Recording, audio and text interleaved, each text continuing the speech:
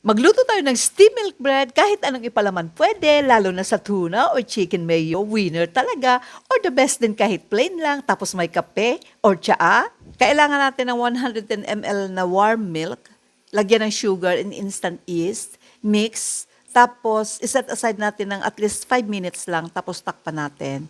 Then mag-prepare na tayo ng isang cup na flour, lagyan ng salt and oil. Then, ibuhos na natin yung milk mixture doon sa flour and gawa tayo ng dough. Doon na natin i-knead yung dough sa bowl mismo. Kapag ang dough ay masyadong basa, pwede tayong mag-add ng konting flour.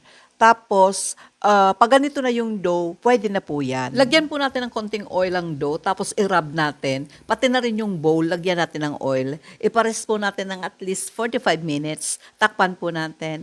After 45 minutes, ilagay na po natin sa board at hatiin natin into 8 equal parts. Ang gagamitin ko po ay strainer, pero kung meron kayong colander na hindi masyadong malalim, mas okay po yun. Then, i-grease na po natin siya ng oil. Gawa na po tayo ng ball shape. Sundan nyo na lang po ang video. And same process lang po doon sa mga natitira pang dough. Marami pong paraan ang pag-roll ng ball shape. Pwede sa palm lang or pwede rin sa board. Steam na po natin siya. Lagyan muna ng kitchen towel bago ilagay ang takip ng steamer. Steam ng 15 minutes only. After 15 minutes, luto na po siya. Napakalambot. O kainan na. Tara!